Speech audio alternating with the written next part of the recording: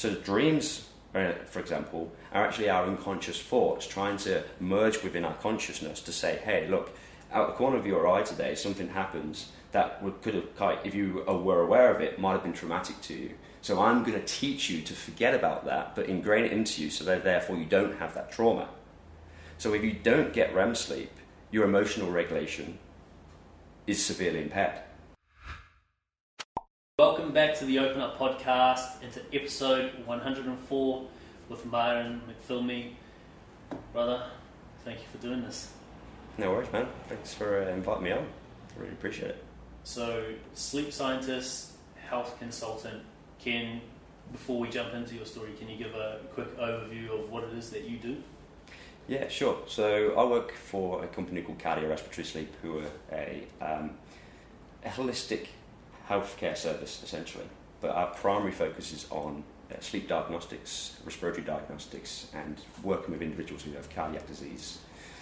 But then I also have my own business on the side as well, which is called Performance Through Health, and that's aimed at helping individuals become their best or reach their best by focusing on their health, physical health first, so sleep, nutrition and exercise.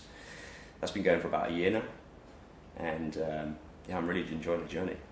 Yeah, and I like the content you post too, because it's different. Like some of the tools, you had this underwater looking thing that you're blowing on. Yeah. Just all the tools and like some of the stats and stuff you come up with, it's different, man. It's not like your usual health consultant type of content. That's it. It's I'm not a medical profession, so I'm not a doctor, but I am a scientist, and I do love my science. I love my stats. I love the evidence. So what I like to do is like bring that back in and bring that into performance, and actually focus on that. But have some gadgets that are not really used, and those gadgets and spiritual muscle trainers, they've been in the UK for 10, 15 years. I did research them ages ago, but they've only just been allowed to be used as medical devices in Australia. I thought, why not bring them over? Help people with breathing issues, or even help people who are professional athletes actually reduce the effort of breathing so that they can perform better. It's amazing. Yeah, I just want people to be able to be the best version of themselves, and if I can do that anyway through knowledge that I've learned through 15, 16 years of study, why not? Why not deliver? So, first question straight off the bat, a little bit of a deep one. Could you describe the way that you view yourself as a man and or human? It's a good question. As a human, definitely investigator. Being a scientist, I've always been really curious about whys. Why do things happen? Why do things work? In school, there was definitely a nerdy side of me in the science classes, and in the fitness and biology and how the body works. So I've always liked to figure that out, and it's the curious side's led me to some avenues where lead me down a path where I probably shouldn't have gone, but it's also made me who I am in terms of what I've produced, my education, and the role that I'm in as a senior healthcare scientist. It's definitely led me into that track, that step of research. As a man, I definitely like to see myself as a leader or a developing leader. As a man, I always feel like you're being tested, and if your core is strong enough as an individual and you're able to stay stable and stay true to yourself, true to your values, then you can lead from the front, but also be a part of your team that you're leading, and also be a part of the work as well. So that's and a bit of a peacekeeper. Nice, I like it. We're going to dive straight in, go from childhood up until I think it's 26 to 27. You said the first story you're going to share, but if you can give us an overview or a summary of childhood up until that point.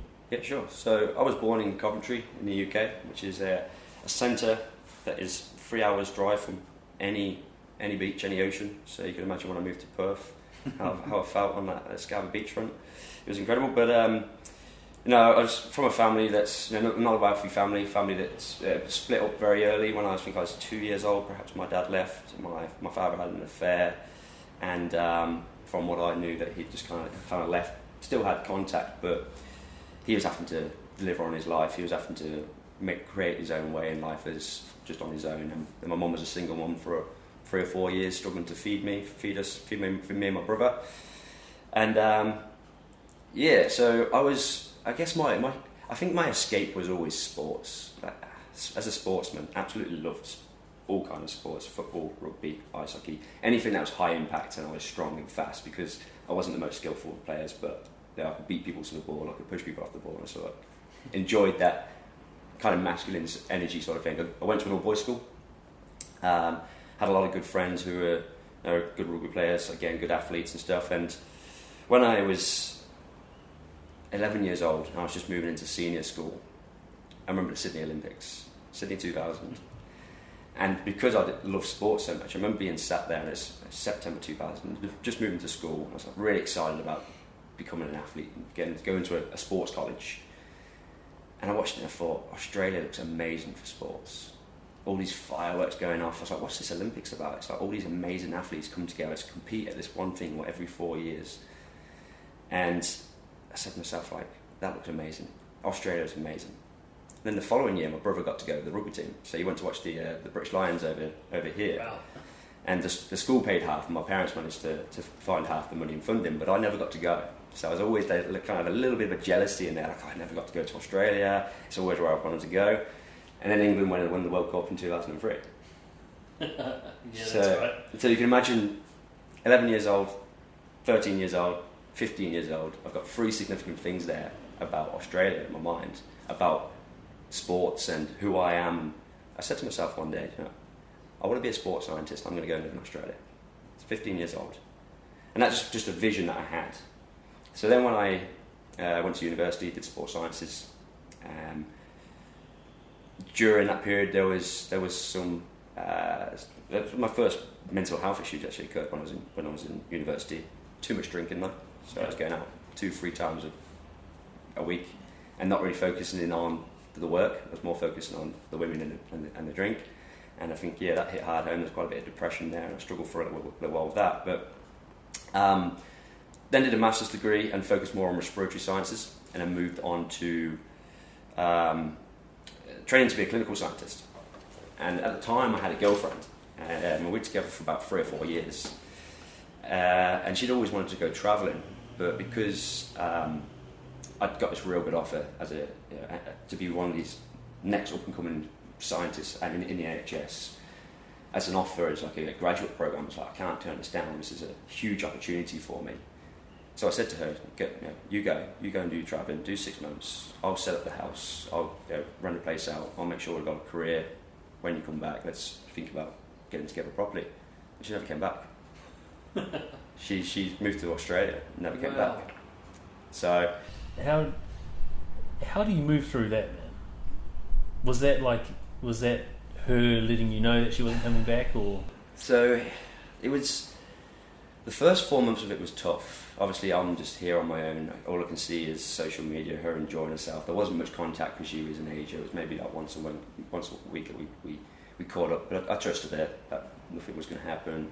Generally thought, it's going to be all good. And then the contact got less and less, and it was like, okay, something. I feel like something's kind of going on here. And then she rang me one day and goes, there's a guy in Perth who's FIFO, and he works away 2 weeks and 2 weeks off and 1 week on, and he said I can stay at his house for those 2 weeks that he's away. Like, you can live in the house. And I'm thinking, look, you're my girlfriend. The guy's offered you to live in the house. Do I really want that? And then a week later, she just goes, look, this guy's, sorry, I'm not coming back. I've met someone else. And because it'd been so long, I'd been away for so long, it was like, and I was so anxious about it and getting so worked up about it, it was actually a relief that I could go, fuck, I think I can get on with my life now. So it was hard. I'm not saying that it was like great, amazing, but there was definitely that part of me that was like, all right, at least I know what I'm doing, and that she's not coming back, and that I can focus on doing what I did. So then I did my 3 years of training as a scientist, and as soon as I finished that course, I went into seek.com.au, and I just trained as a cardiac, a respiratory, and a sleep scientist. And there was a company on seek.com.au called Cardiorespiratory Sleep, who were looking for a senior respiratory and sleep scientist. And I thought, Australia, my calling, applied for it.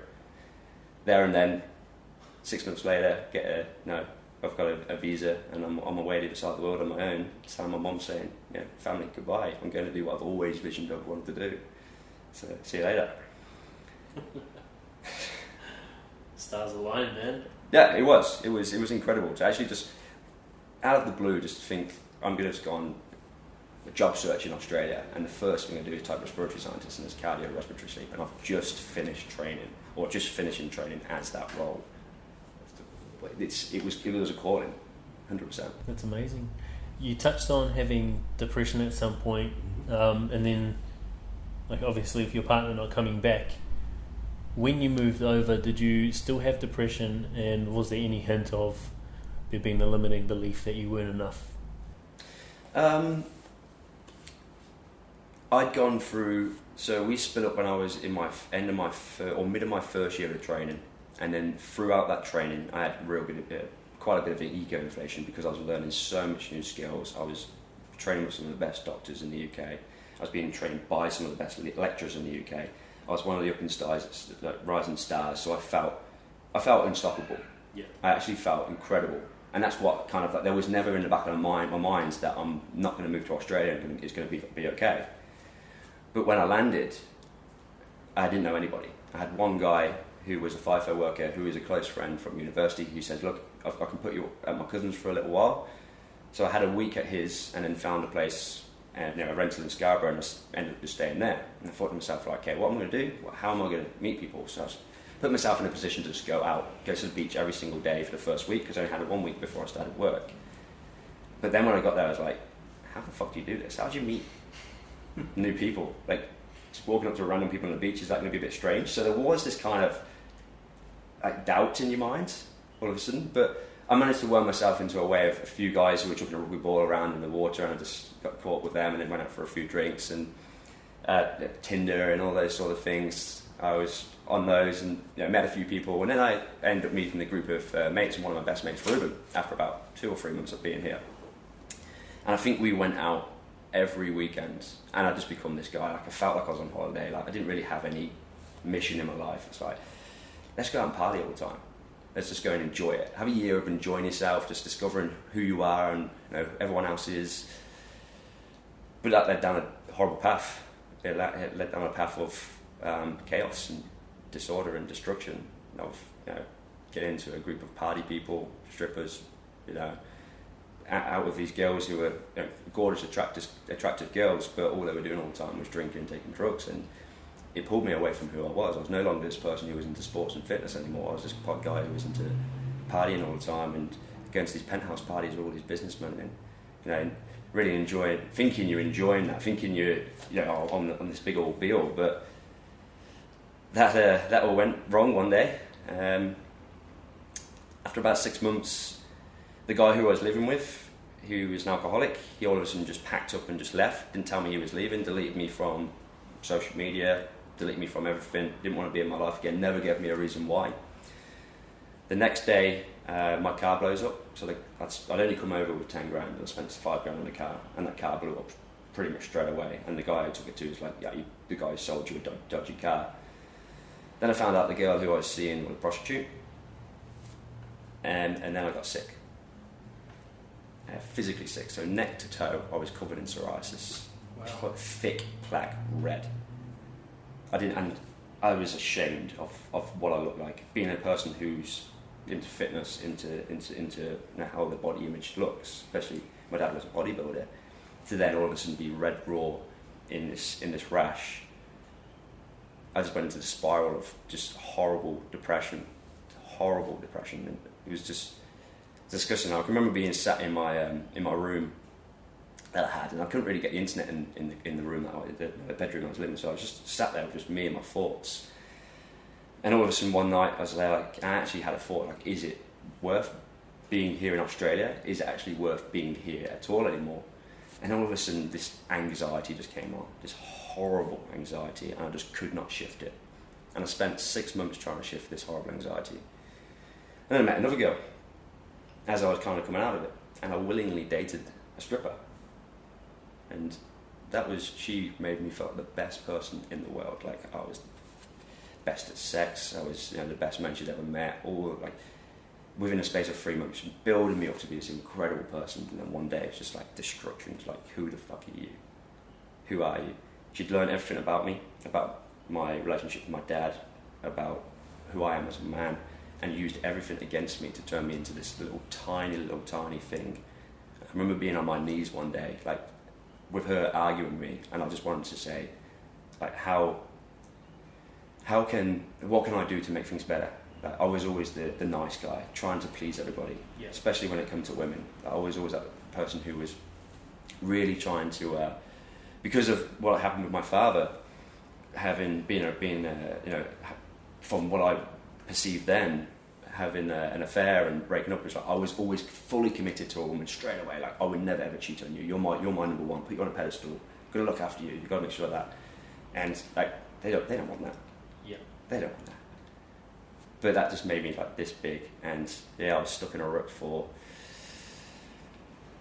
6 months, fearing every time my boss rang me on the phone I was going to get sacked. Going to work thinking I don't belong here. Not knowing who I was, not having, just not knowing where I was going to go in my life, and this vision of Australia all of a sudden was not what it was meant to be. For someone who, I guess, was like the rising star before coming over, knowing that you could potentially go back to that, what stopped you from running back to England? Because a lot of people in your position would have just packed up and run. Yeah. I guess a few things. Number one, it had always been my dream, and I wanted to see it out. And I still went down to that ocean every day and just thought, look, this is where I want my children to grow up. Knowing I've come from back at home, Coventry is a rough place. So Coventry had been labelled the most dangerous city in the UK, and within the space of me being here, 2 or 3 of the guys that I went to school with have been murdered. There's a lot of drug issues, a lot of gang issues where I was. And I just don't want my children to grow up in that. And I do look at England and think there's big issues going on with the politics and everything that's going on with Brexit. And Perth is a beautiful place. So that, looking ahead to the future, that was one of the things. And also, not wanting to look weak. A lot of my friends, or people might look at you and go, you can make it. It's like, well, I wanted to prove to them and prove to myself that no, I can make it. Like, I can get through this. And there was a switch where I was just like, okay, what are you doing, Martin? Like, who are you? And it was just that. It was like, go back to who you are. Get back to your health. How does that come about for someone who's in a space like that, who's severely anxious, mm-hmm. who's, I don't know if you're in depression. Would you say you were going through depression? Depression is difficult to label, but yes, life was shit. Yeah. So whether it was life was shit, but I was anxious to the point where I didn't know if any people liked me or anything like that. But to be honest with us, psychedelics was one of the things that actually changed my life. Awesome. Never ever touched them before, but as the curious side of me, what I said, it gets me, could lead me down the wrong path. I remember being at a psychedelic gig, and someone said to me, "But do you want to just have a little bit, half a tab of acid?" I've never tried it before. Let's give it a go. And I was tripping. But first off, I realised how self-conscious I was. I was like, fuck man, I'm nervous. Like, I'm even more nervous now. I've never done this before. I don't know what's going on. If all this kind of thing's just going on, I can feel the music, I can see music. I was like, oh man, this is crazy. Turn around. And I just was observing 2 of my good friends walking around, having conversations with people at these gigs. And they were talking to these individuals. And when they had left the individuals were all of a sudden, their energy had changed. They were happy, they were smiling, they were feeling good. And I walked over to my mate and I was like, what are you doing? Every time you have a conversation with someone, I'm just watching them, you can see their energy shift. And he's like, I'm just talking about getting them to talk about their hobbies and what they love and what they enjoy. It's like, if you do that, you've got this power, this magic that can make people feel great.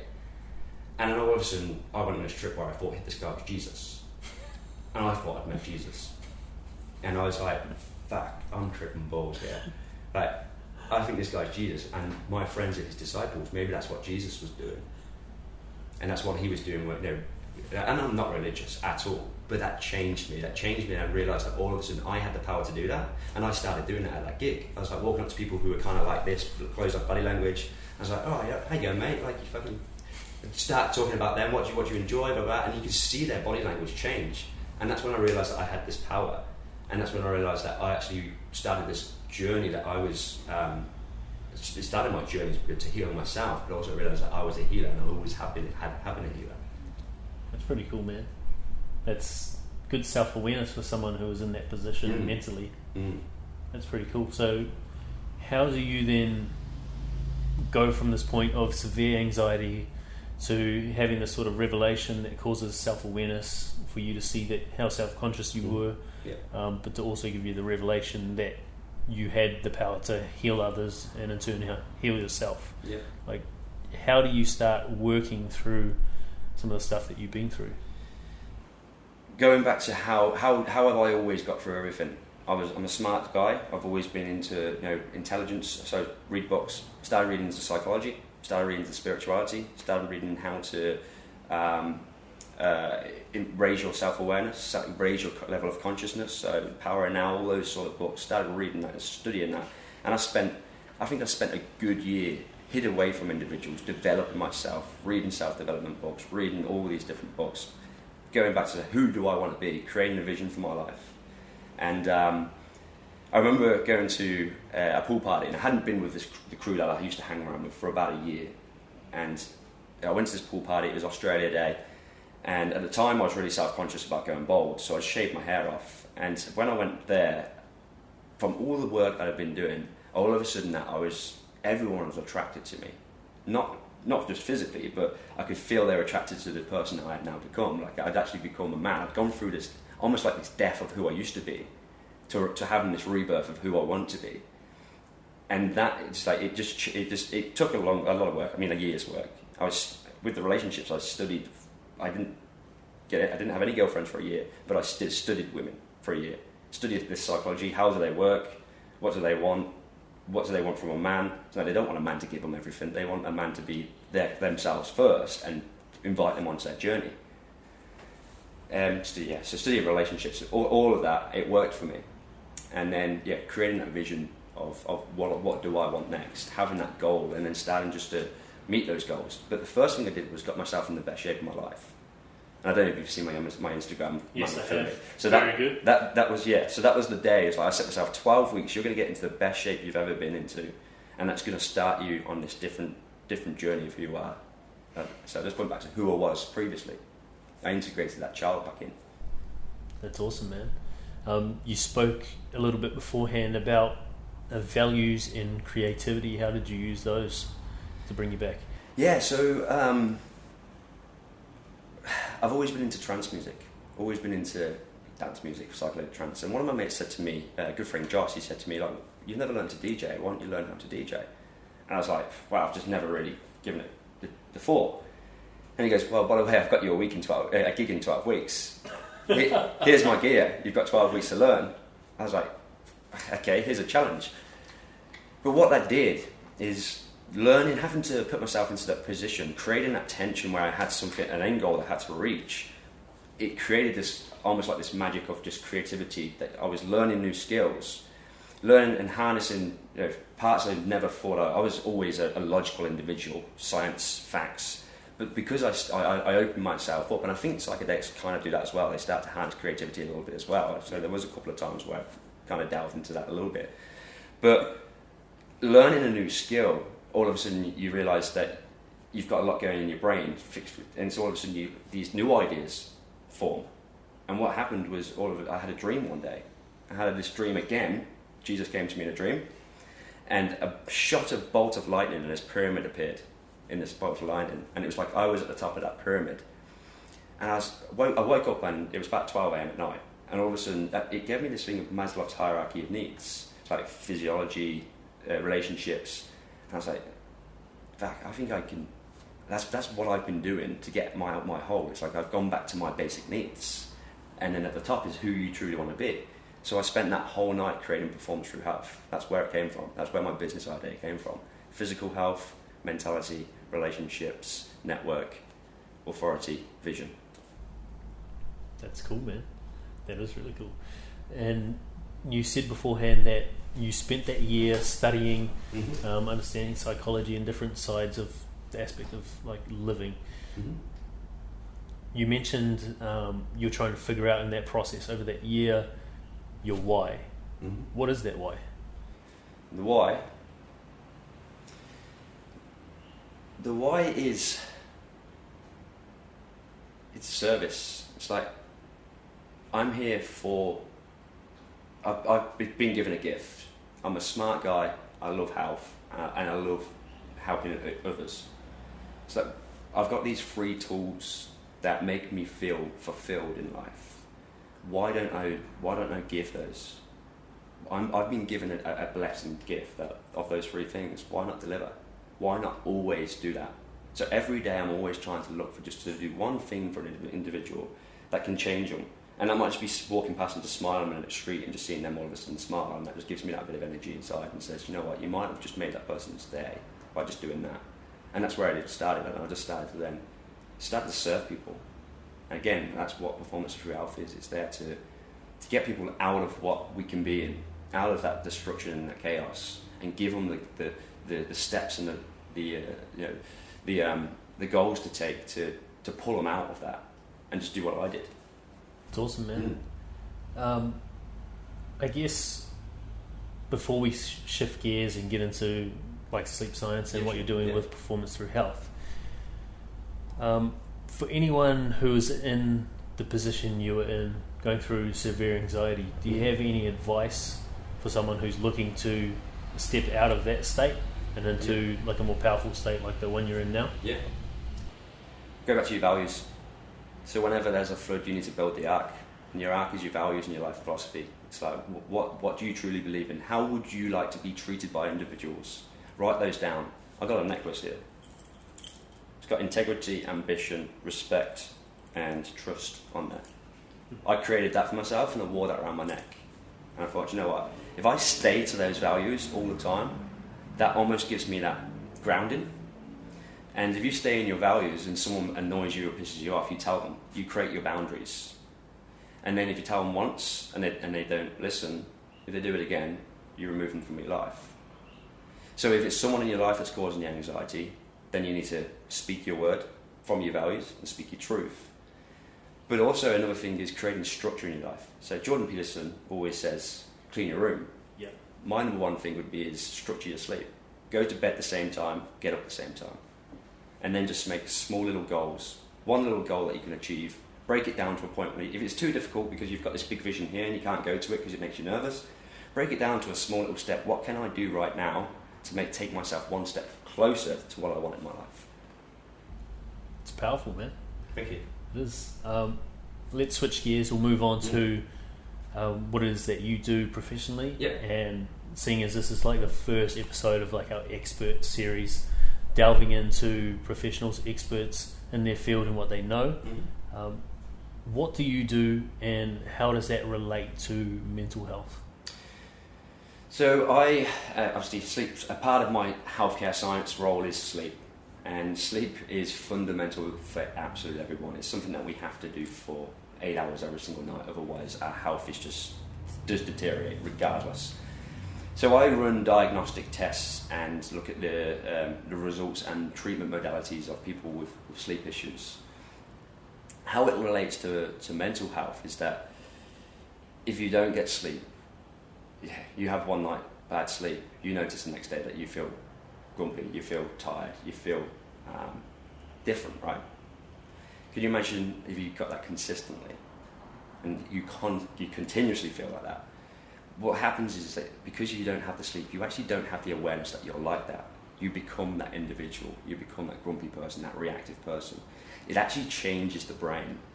So there's a part of two main parts of our brain that we think about: the prefrontal cortex, which is like the CEO of the brain, which is like the rational side. So say, for example, there's an argument happening in front of you. You can kind of rationalize what's going on. You know not to get involved in it. You know that people are either just angry at you and you're not really going to react to that. Now, when you have a lack of sleep or have poor sleep, the connection between that part of your brain and a part of the brain called the amygdala, which is essentially your monkey brain, the really reactive part of the brain. Yeah. the link between the two, which is almost like the controller, it's severed.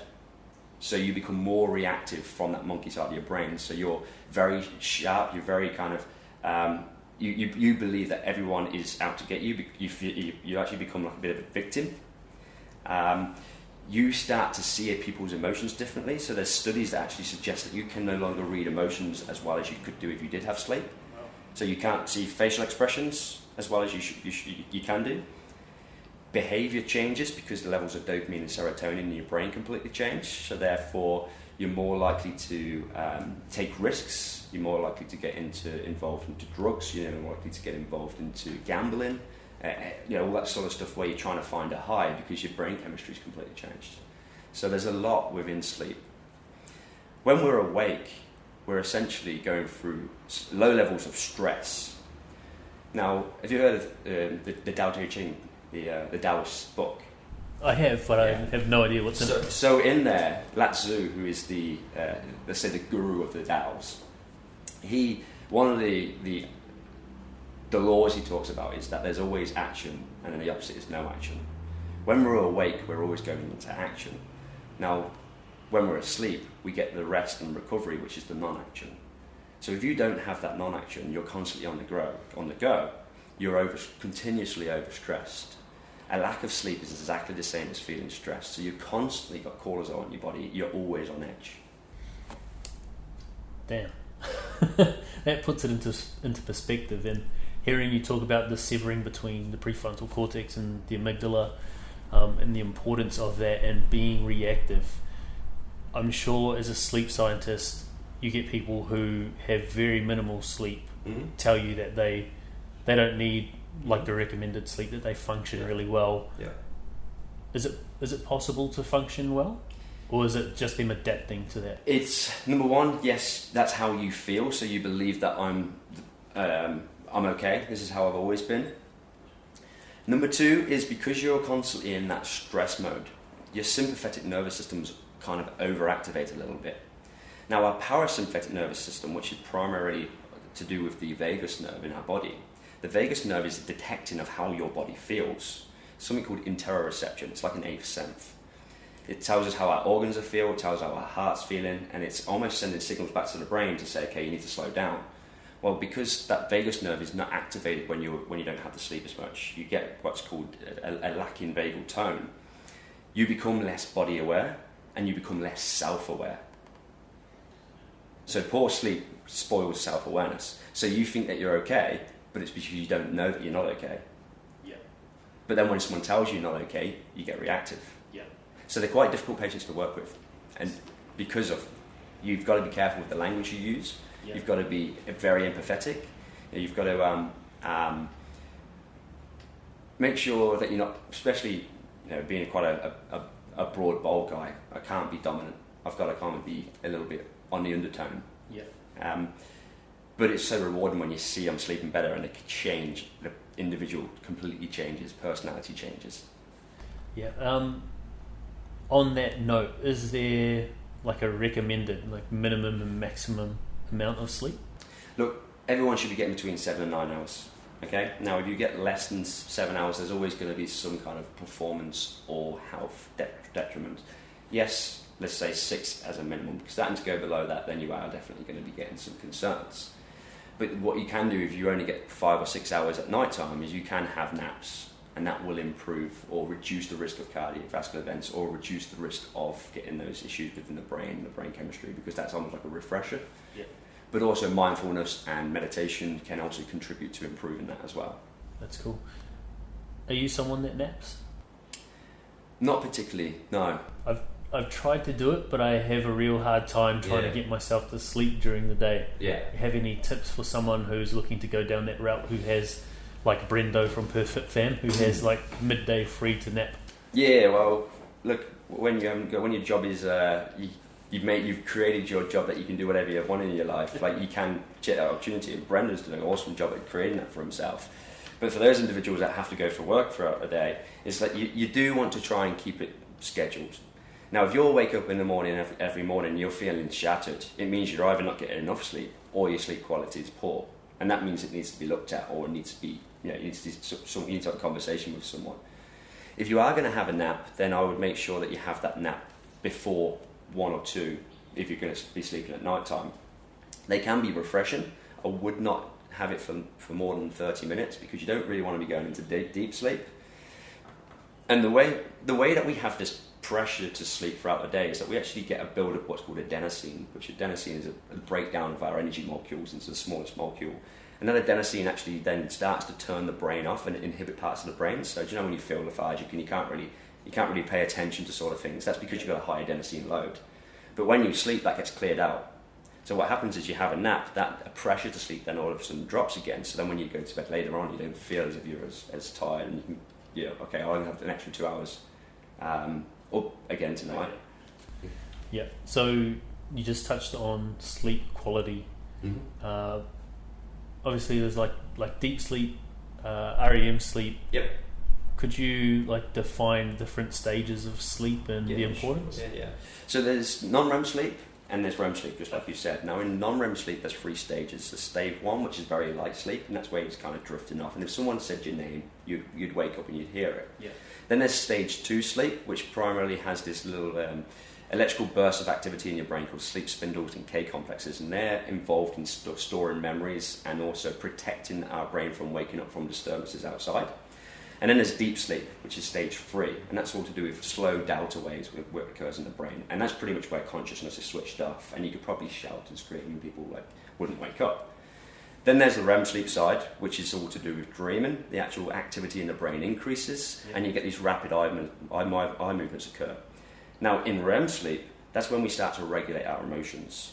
So the dreams, for example, are actually our unconscious thoughts trying to merge within our consciousness to say, hey, look, out the corner of your eye today, something happens that could have, if you were aware of it, might have been traumatic to you. So I'm going to teach you to forget about that, but ingrain it into you so that therefore you don't have that trauma. So if you don't get REM sleep, your emotional regulation is severely impaired. Wow. And so how does someone ensure that they get enough REM sleep, and is there a certain amount that they have to be getting or should be getting per night?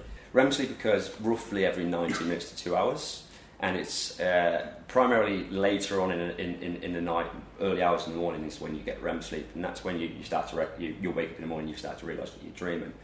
Again, it's just more about that consistency. If you can keep it consistent rather than shifting all over the place, which night shift is a nightmare for, or shift work is a nightmare for, keeping that consistency and keeping it to 7 to 9 hours, you're going to make sure that you get enough of those REM cycles. So knowing how important sleep is, and especially going through those stages and getting to REM, and then having that sort of emotional regulation, especially for someone who's going through mental health issues or challenges, is there anything that you found works particularly well, apart from having that structure, that sleep and wake up time, for getting someone in a position to, I guess, get better quality sleep? Yeah. Well, the first thing I would do is probably the mindfulness and the breath work. So really slowing down your breathing, focusing on your breathing, really diaphragmatic breathing. So breathing into your stomach, taking nice deep breaths in maybe 7 seconds. What that's going to do is it's going to contract the diaphragm, and it's actually going to activate that vagus nerve, and it's going to cause the parasympathetic nervous system to actually activate, and that's going to slow everything down. It's going to allow your body to calm and to relax. And if you focus on that for long enough, you'll start to realise the anxiety starts to lower, you'll start to feel a lot more relaxed, and you can pay particular focus into, so if you've got any tense muscles in your body, you can kind of pay focus to those tense muscles, maybe squeeze them even, and then just allow them to relax, and in your mind, actually say to yourself, and relax. It's almost like a self-hypnosis. So that's one of the things I actually use. So when I was going through my issues with anxiety, I was self-medicating on probably 3 different medications to get myself to go to sleep. Well, but they were, and because I probably spent maybe 2 to 3 months where I wasn't sleeping myself, and I was struggling, and this is coming from a sleep scientist, so I had to do those self-hypnosis, and there's a lot of things on YouTube that you can just kind of just put on in the background, and they're really kind of nice just to listen to relax your body and get yourself into that state where you can drift off to sleep. It's cool, man. It's really cool. You've brought up the vagus nerve a couple of times, and I've found that those trying to get the activation of the vagus nerve, especially when I'm telling my story, I'll tell people to use the 7-11 breathing technique that first responders use. just to sort of activate that. Yeah. And you spoke about the parasympathetic. Can you give people like a quick breakdown of what the vagus nerve is, parasympathetic, and how that impacts you? Yeah, so you've got the autonomic nervous system, which has 3 parts. So it's actually got the sympathetic nervous system, it's got the parasympathetic nervous system, and then there's a third bit, but I actually can't remember that name of it. It's only a small part that controls digestion. The sympathetic nervous system is all about stress. So there's a stress response. So say if someone bangs or something, all of a sudden you get a jerk, you get that release of adrenaline into your body, all of a sudden you're active, you're alert, you're ready to fight or flight. Yeah. Your parasympathetic nervous system is when you want to actually relax, you want to start to calm down, you go into more recovery, more into maintenance, your immune system increases, energy expenditure goes down, and you're more focused on internal. So I believe that actually, this is just one of my own beliefs, is that sympathetic activity is all about the external. It's all about thinking what's going in here, it's being aware of what's outside. The parasympathetic nervous system is actually internally, and that's what we know. So the vagus nerve is a long nerve that goes from the back of the brain all the way down to the spine. Now it's really interesting because there's 7 major points throughout the body where this vagus nerve has like connections, essentially, where it's detecting how the body feels, and it's all of the organs. But what I find really funny is that all the ancient scriptures talk about chakras. There's 7 different points in the body. It's exactly the same when you look at vagus nerve. But what that vagus nerve is doing, it's just trying to detect of how you feel, how your body is. Do you need to slow down anywhere? Are you feeling tense anywhere? Are you overworked anywhere? Does the heart need to beat faster? Does it need to beat slower? Does the organs need to produce more hormones here and more hormones there? And that's what the vagus nerve primarily controls. That's amazing. That's cool. I guess we'll shift from like being a sleep scientist or sleep science into what you're doing with Performance Through Health. Yeah. So Performance Through Health has a fair few different sections, because when I was at university, I did do sports sciences to begin with, and it is my passion. I love looking at how I can improve people's performance. So it's got the high performance of end things where I love to work with, I serve athletes and to improve their performance through nutrition, through sleep, and through improving their breathing mechanics. So that's my 3 specialist areas. And partly recovery as well, because those 3 do focus on recovery. So we've got PTs and we've got exercise trainers that look at how can we train an individual to get their stress right so they're maximum performing. I'm on the other side, how can I optimize your recovery as maybe a high performance athlete or a high performance individual in terms of business? How can I make that time as good recovery, as better quality as possible, so therefore you can work as hard as you can in the rest of your life? So that's one part of it. But then there's also the part of what I've gone through and my journey, and going back to the health. So I work from a framework of the physical health, mindset, relationships, your authority or leadership, and then your vision. So it's helping other individuals form their vision and go back and have a look at your health first. Put your health first, look after yourself first, and then you can take steps to then work your way to actually creating that vision. It's pretty cool. That's pretty concise. Have you thought about that or spoken about that much? I did on a podcast, but it didn't record in the card. Yeah. So I actually have 7 steps to forming your life vision. Yeah. Okay. Now we spoke briefly about it, but the first step is raising your level of consciousness and your self-awareness. Who is it that you truly are? Who is it you truly want to be? Not what the culture wants you to be. Not what your parents want you to be, not what schools told you to be, not what the man around the corners told you to be, but what do you truly believe you want to be from the heart? Number 1, finding that first. 2, harnessing your creativity. So let's go out and learn some new skills. Let's start to read more. Let's actually start to form the connections in your brain that all of a sudden you can then start to generate ideas in your mind, because they're not going to help you develop this kind of vision, this strategy in your mind of where you want to go. The 3rd step is learning how to communicate. Read people's body language. How can you communicate with individuals? How can you get what you want, but also how can you serve them? But the communication you have with yourself in your own mind as well. Now, how can you get rid of that negative self-talk? What can you do to get through that? And then there's the 4th C. So there's 3 C's. The 4th C is then contribution. Life is about service. Serotonin actually increases when we serve other individuals, when we actually give. You need to give to receive. So the 4th is contribution. Yeah. How can you find a way to contribute to the world? Once you've gone, you can do all those 4 at the same time. And it took me probably a year to 18 months to really kind of break into that, and then start to have, all of a sudden I was a creative genius. I was like, come on, all these ideas, what do I want to do with my life? I was going into work with all these new ideas. Everyone like, he's got a new idea every single day. So then you go to the be, do, have. Yes, be, do, yeah, be, do, have. So who do you need to be, and what is it you need to do to get what you want? But you need to start with, what is it that you want? How do I get there? And who do I need to be to get to there? That's cool.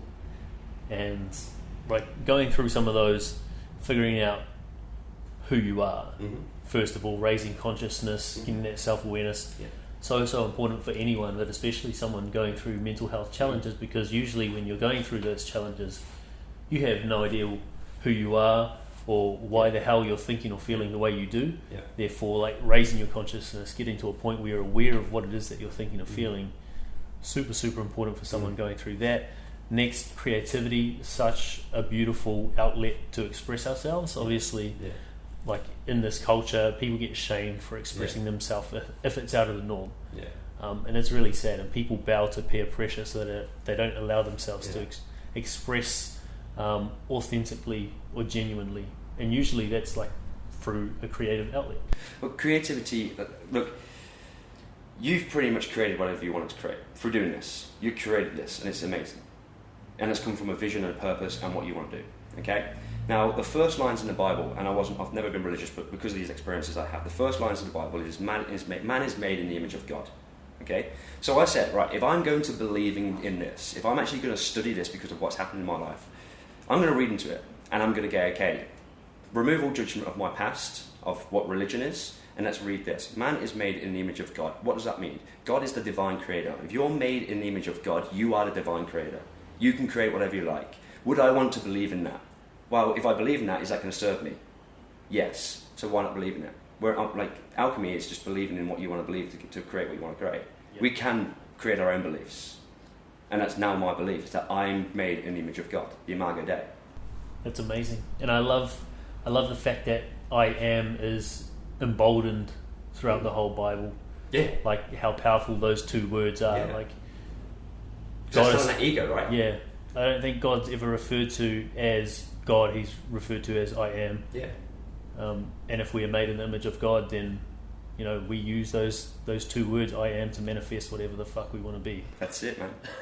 That's it. There's so many lessons in there, and you don't have to go and read it, but you just listen to other people's opinions and be open to listening to it, because regardless of whether you believe in God or whether you believe in Jesus or any of that, it's in your unconscious mind, because we're the evolution of that history. 1,000 years ago, 2,000 years ago, we are still that, but we're not in that belief anymore. But it's a part of our brain, it's a part of our psyche. They're just lessons. They're teaching you lessons to how to work your psyche and believe in yourself.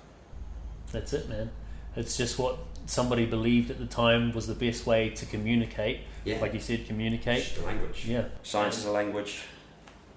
Religion's a language, or the scriptures are a language. Psychology is a different language. Alchemy is a different language. It's just how you speak and communicate, and that's why that communication is key in that. That's awesome, bro. The last one was contribution.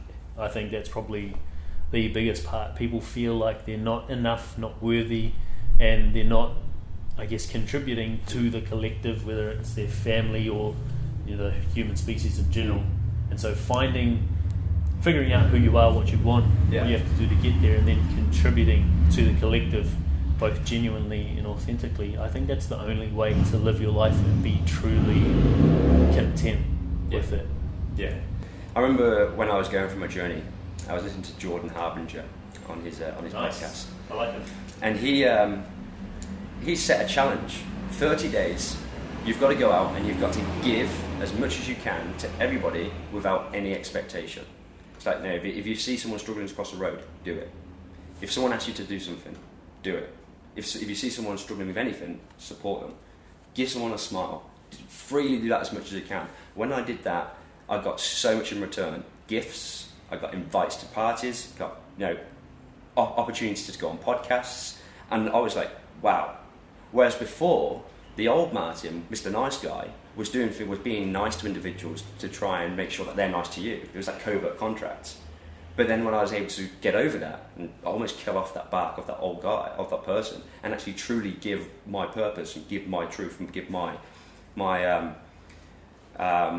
presence to individuals, the return was not expected, but it came back more than I expected. Yeah, it's almost coming from a place of scarcity, like I have to give you this so that you can like me in return. Yes. And that's never a good place to come from. No. A state of abundance is just going to get you leaps and bounds like beyond that.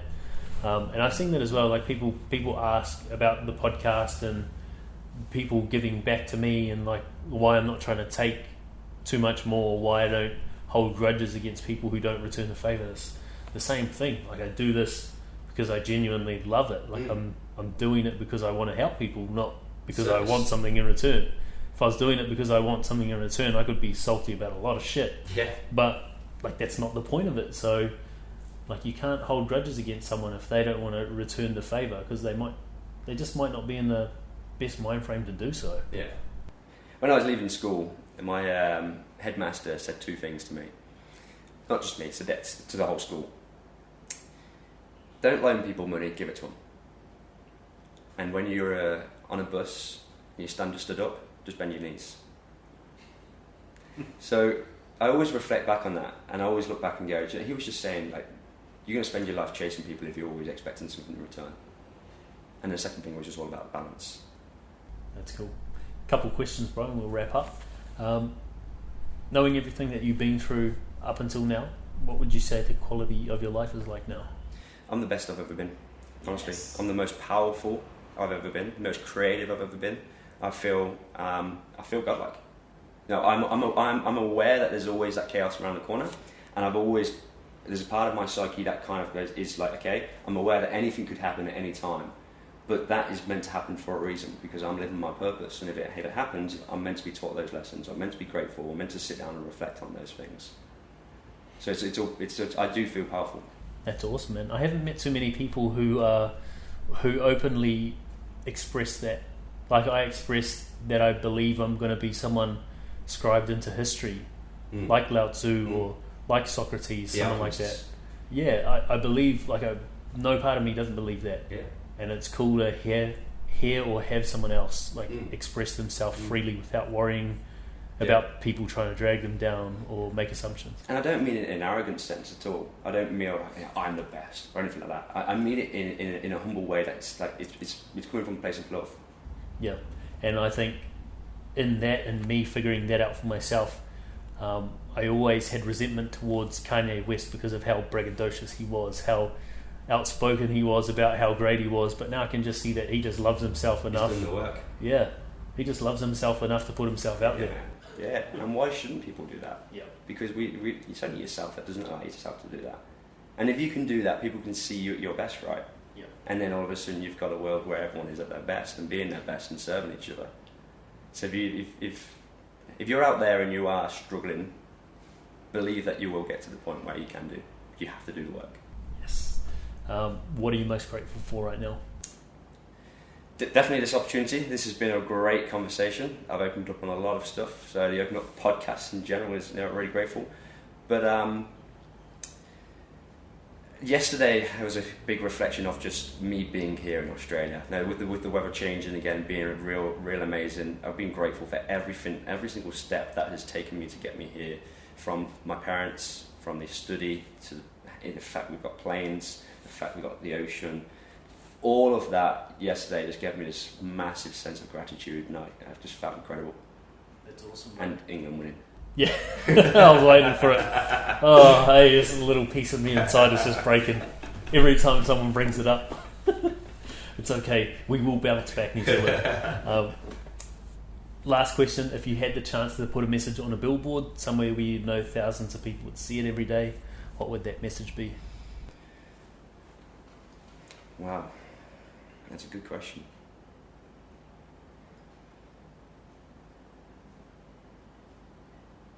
Don't be scared to put yourself first. I know it sounds cliche, but I always put everyone else first. I always you know what, I need to put you in front because that's what makes me feel worthy. That's what makes me feel good. But then I didn't have any boundaries, and I got destroyed. So you can only be the best service when you're at your best, and that's only when you're the healthiest and you're feeling the best. So don't worry about being selfish. Put yourself first. Yes, I love that. To wrap up, bro, acknowledge you first of all for being here, making time for this. Secondly, for being the first of, I guess, our expert series. Not only sharing your story, but delving into what it is that you do professionally, and expounding upon that, what you do, so that people at home listening to this or watching it have a better understanding of how sleep, I guess, impacts their mental health. Mm-hmm. Thank you. I appreciate it, mate. Thank you very much for the invite. It's been very good. Now, sponsor number 2 is Leadership for Growth with Brendan Usher. Now, this is specifically designed for middle managers and focuses on 3 key areas, those being people, vision, and self. Now, this is tailored to suit those middle managers, to turn you from that manager into a leader, to accelerate your career growth.